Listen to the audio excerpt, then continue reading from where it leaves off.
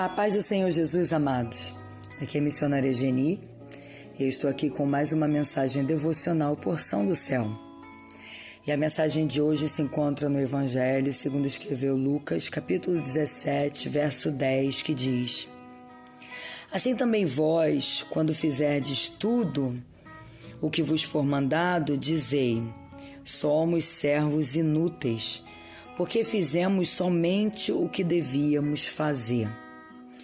Essa palavra ela está num contexto onde Jesus está ensinando os seus discípulos alguns conceitos bem importantes. Ele vai falar de perdão, ele vai falar acerca dos escândalos. Jesus vai ensinar sobre o poder da fé e também vai falar sobre esses servos inúteis. Mas quem são os servos inúteis? De acordo com a palavra, os servos inúteis são aqueles que fazem apenas aquilo que eles são mandados. Apenas aquilo que eles foram ordenados. Mas quem é o servo útil, então?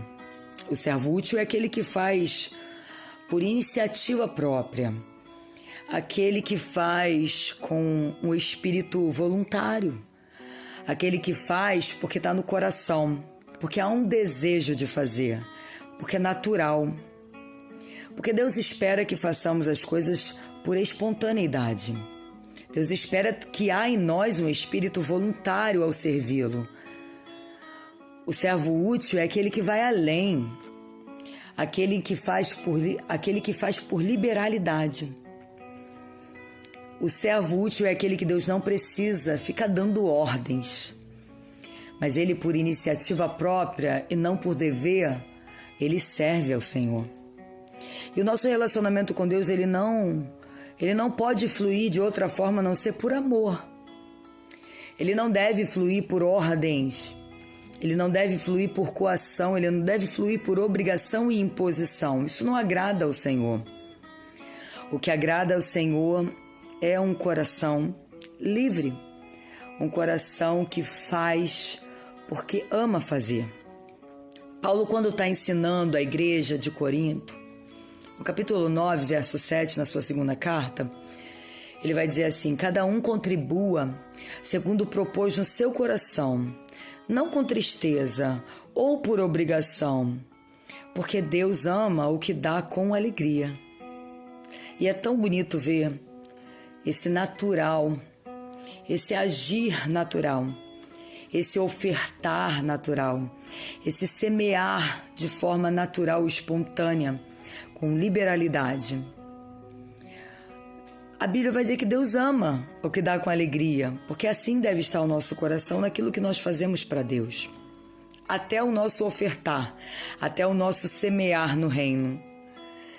Daniel também vai nos ensinar isso quando ele chega na corte do cativeiro da Babilônia, e a Bíblia diz que ele assenta no seu coração, ou seja, ele decide no seu coração não se contaminar com a porção do manjar do rei, nem com o vinho que era servido para que ele pudesse beber. Aquilo não foi pedido pelo chefe dos eunucos, não foi pedido pelo rei, aquilo não foi pedido por Deus, mas Daniel, com o seu coração espontâneo, ele decidiu aquilo e isso agrada ao Senhor. E Deus lhe concede graça, misericórdia, sabedoria. Deus lhe concede coisas maravilhosas. Não só ele, mas aos jovens que com ele também decidem tomar essa decisão. A palavra do Senhor vai nos mostrar que Deus ele está observando o nosso coração e a motivação do nosso coração. E quando ele olha para o coração do povo de Israel, ele vai dizer para Isaías: Isaías, esse povo se aproxima de mim, me honra apenas com lábios, com a boca, mas o seu coração, ele está longe de mim. O seu coração, ele consiste apenas em mandamentos de homens, aquilo que eles foram instruídos pelos homens. E é muito triste, o próprio Deus está dizendo isso acerca do que ele vê o nosso coração. Aquilo que flui da nossa boca, seja a nossa adoração, aquilo que flui da nossa vida, seja o nosso serviço, ele não pode ser uma honra superficial. Ele não pode ser algo feito não por amor, mas como o Senhor está dizendo, eles não estão me honrando de coração. E nós devemos honrar ao Senhor com todo o nosso coração. A Bíblia vai nos mostrar um homem que tinha um coração tão voluntário, tão espontâneo, tão natural em tudo que ele fazia, em tudo que dizia a respeito à sua vida, até nos momentos difíceis, ele mostrava essa espontaneidade, esse amor, essa devoção do seu coração em servir ao Senhor. E esse homem é Davi, que amava e servia o Senhor de uma forma tão linda. No Salmo 51, verso 12, ele vai dizer: torna a dar-me a alegria da tua salvação, Senhor. Sustém-me com o espírito voluntário. E essa é a principal característica dele. Um espírito voluntário, um espírito adorador. E ele demonstra isso também quando ele deseja construir uma casa para Deus. Davi dizia: eu tenho uma casa, mas Deus mora em tenda. E ele apresenta para Deus o desejo de construir uma casa linda para que a arca do Senhor pudesse estar, para que Deus pudesse habitar. Ainda que esse desejo dele não fosse aceito por Deus, mas Deus ama, que o coração dele desejou construir uma casa. E Deus diz: você não vai fazer essa casa para mim, o seu filho vai. E por causa desse coração voluntário e lindo, por causa desse desejo lindo, Deus então diz para ele, naquele momento, que jamais deixaria de ter no trono de Davi um rei que iria sucedê-lo até o filho de Davi, até que Jesus pudesse vir. E é assim que Deus espera de nós. Esse relacionamento voluntário, esse relacionamento de amor, esse relacionamento de prazer para com Ele.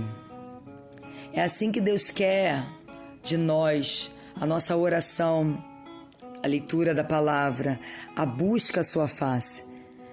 Que não seja por obrigação, não seja por imposição, não seja porque Deus está o tempo inteiro nos mandando, nos comandando, nos exigindo, chamando a nossa atenção, não. Mas que tudo que nós venhamos fazer seja de forma natural e espontânea. Neemias, quando ele escuta acerca dos seus irmãos que estão em cativeiro, não é Deus que manda ele ir para lá reconstruir as portas, os muros. Não, a Bíblia vai dizer que esse desejo nasce naturalmente no seu coração, de poder ser útil para o reino, de poder fazer algo de útil em prol dos seus irmãos, daquelas vidas que estão ali em miséria, em sofrimento, em tristeza, em pobreza. E ele se coloca como voluntário para a obra do Senhor. E Deus prepara tudo. E ele faz aquele trabalho lindo em 52 dias. Assim Deus também quer que parta do meu e do teu coração esse ato voluntário de servi-lo naquilo que é necessário no seu reino. Deus também quer que parta do meu e do teu coração esse desejo voluntário de se colocar em suas mãos para ser útil. Então não deixe de todo o tempo ser útil para o Senhor. E a última palavra que eu deixo para você é a parábola que se encontra ainda no Evangelho de Lucas, capítulo 13. A partir do verso 6, que diz que um homem, ele tinha uma figueira plantada e que ele foi até a figueira buscar fruto e não achou.